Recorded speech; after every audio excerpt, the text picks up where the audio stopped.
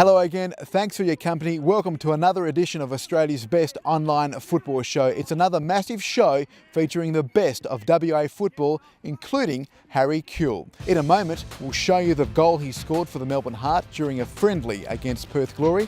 We'll also show you the goals that have set up a mouth-watering clash between Bayswater City and Stirling. And speaking of City, Baysy captain John Kearney drops in for our finals focus series. Lots of action to cover indeed as we come to you from Bill Park in Coburn, where Cockburn City have set up a minor semi-final clash against Sorrento at Percy Doyle Reserve this weekend. In a moment, we'll hear from Coburn's coach Marc Anthony, but first, let's take a look at the highlights from Coburn's elimination final against Floreat Athena.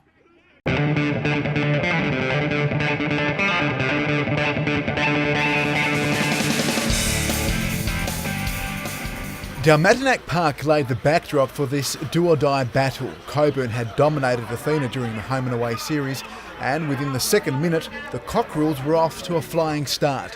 A simple cross in from the left landed at Harry O'Brien's feet. He shot on goal and the ball went in after picking up a deflection. Athena's keeper Brad Effie left in no man's land. Floreat tried to hit back, Nick Feely pulling off a stunning save.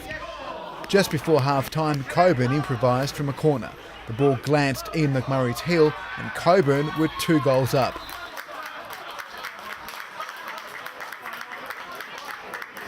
But there was more pain to come for the Blue and Whites in stoppage time. Paul Lloyd hit this free kick, clearing the wall and under Effie's guard. In the second half, that player called Luck came on for Athena. Blair Govan in the right place to tap the ball across the line.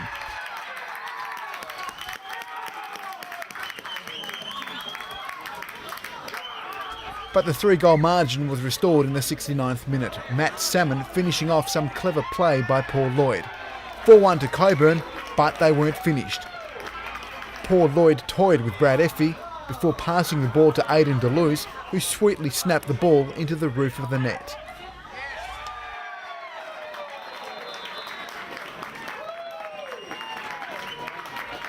Deleuze, the executioner again minutes later, his simple side-footed shot into the roof of the net made it a 6-1 victory. Last season's grand finalists destroyed, while the fairy tale for Coburn continues. At Frank Drago Reserve, Bayswater City hosted Sorrento in the qualifying final. The goals were without their 2012 Coach of the Year Paul Price, who decided to leave the club after he was told he wouldn't be leading the team next year. City attacked first, Curtis Aspen called into action early. Sorrento went forward at the other end to try their luck, but James Morgan failed to test Devon Spence. The deadlock was broken through a long ball which found former Glory player Todd Howarth. Howarth and his marker were locked in a tight tussle going forward. Howarth went down and Sorrento's Danny Kane was given his marching orders.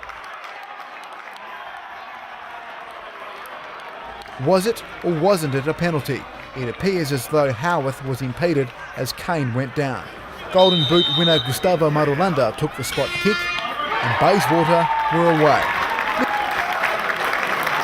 Minutes later, a quick free kick almost turned into another goal for City. Aspen again the hero for the goals. In the second half, Marulanda was on his way but went to ground on the edge of the box. The Colombian cautioned for diving.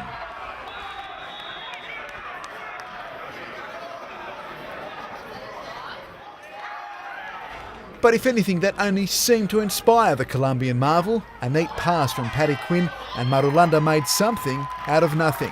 A class goal from WA's top striker, City in pole position.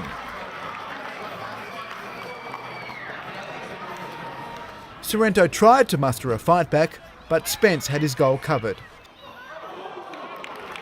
City were too strong for their opposition and broke Sorrento just before full time. Gustavo Caraccioni this time getting his name on the scorer's sheet with a simple finish. Despite Aspen stretching to save, the ball had gone in. 3-0 it ended, City on the quest for championship glory. Tremendously proud of the boys today and very pleased with the performance. The loss of Steve Burton, obviously a big blow to the club. Always, that calibre of player to any club's a massive blow, but we're in a fortunate position. The two Gustavos have, they reek of quality, so it's a good position and they both are in really good form again today. So next week, Sorrento hosts Coburn in the minor semi-final, while Stirling clash against Bayswater at Macedonia Park, for a spot in the grand final. Highlights and results, as always, on Football 360 next week.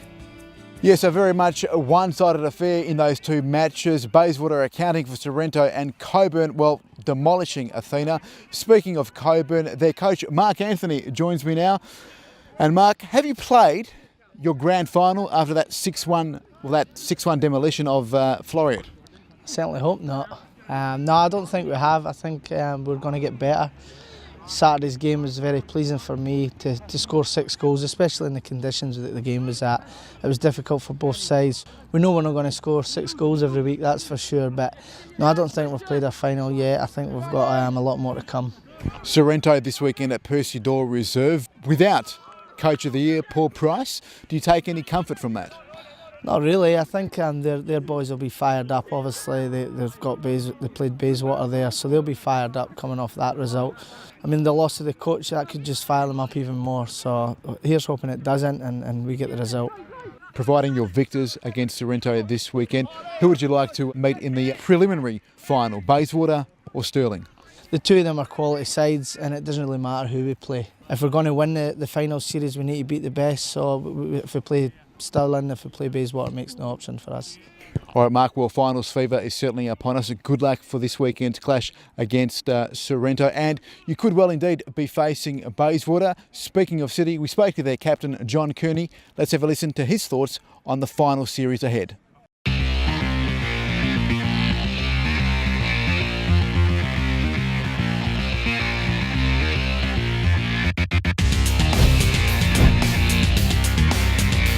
I suppose you play games because you want to win trophies being handed out at the end of the season. That's what it's all about really. We only play games to win, and that's what we want to do. We want to win the grand final this year. I think we're the strongest team in the league. I know we didn't win it, and hats off to Stirling for that, but I think player by player and every team, I think we're by far the strongest. It's hard to say really. Obviously Sorrento, Stirling, Coburn opening it looks strong as well. If I was going out on a limb, I'd say Stirling, because I think they have been really good and they haven't lost in 17 games. Last year I thought we left it behind us a bit, We do feel we have unfinished business. It'd be a great way to finish the season as well, especially after winning the night series and the cup. This has always been the goal, it's grand final day. Chris wants to be there, all the players have set out to be in grand final day, and I think that's the feeling amongst the players going into it, is that we have that bit of hunger to go one further this year,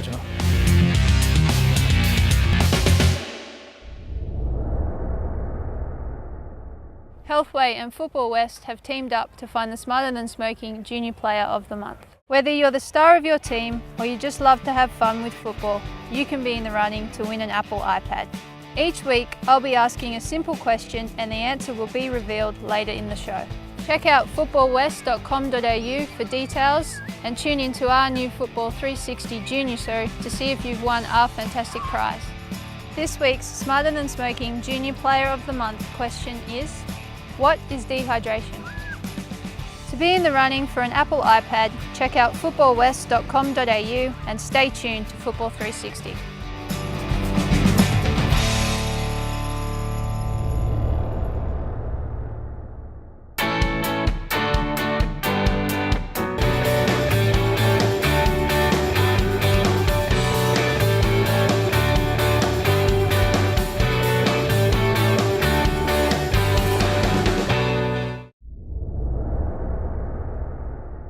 Despite the windy and rainy conditions, thousands of people flocked to Hyundai Stadium in Mandurah at the weekend to watch Harry Kewell's Melbourne Heart take on Perth Glory. The match was part of the Peel Festival of Football, which is aimed at promoting the game in our country areas.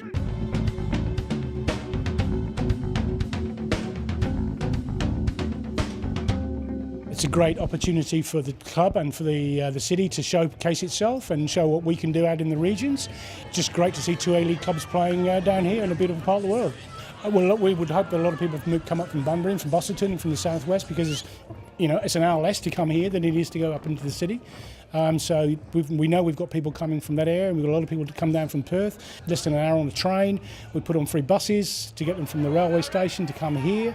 I guess the only thing that's been a little bit of a problem today is the weather, but none of us can predict that or control that, can we? What does it mean to have Harry Kewell play on your pitch? I think it'll be remembered for a long, long time. Some pictures and things that'll probably sit up in the club rooms for many years to come, and probably many years after we've long gone. The A-League match that we're watching at the moment couldn't have been done without the assistance and support of the scheme. Tell us very quickly what it is. The Country Sport Enrichment Scheme is a scheme that's put together to fund sport in the regions, in particular, the country regions of WA. It's a really good opportunity for us to see high-profile sports in the regions. For us, it's about providing a legacy for the sports for the community, and it's fantastic to see these high-profile athletes out here, and hopefully getting more numbers involved in soccer in the Peel region.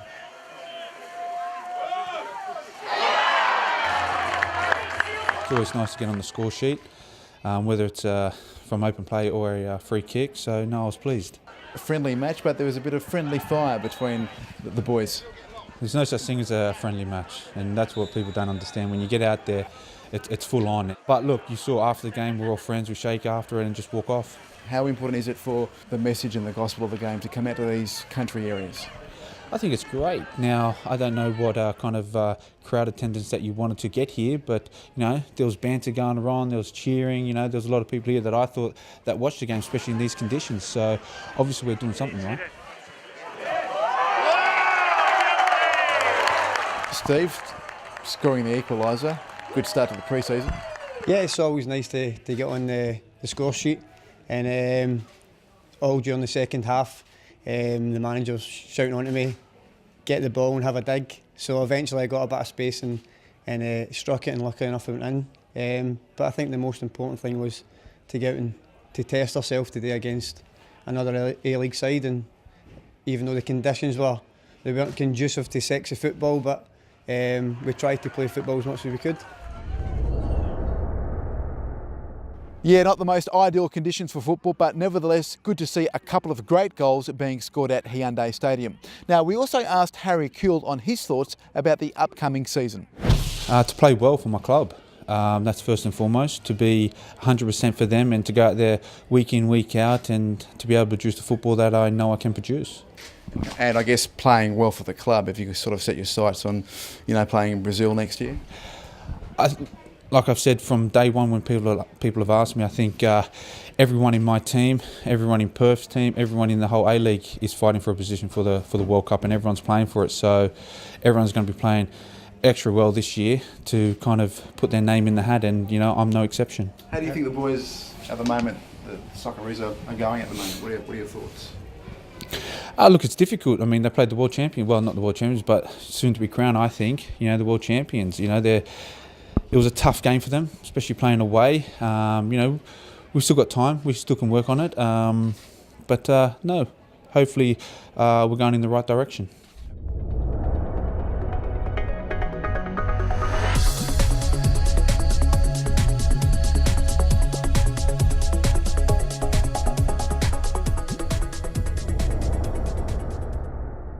And we're out of time yet again for another week of Football 360. Thanks for your company. Hope you enjoyed this show. Finals fever is well and truly alive. We'll be back with the highlights next week from the minor and major semi-final. Until then, it's bye for now.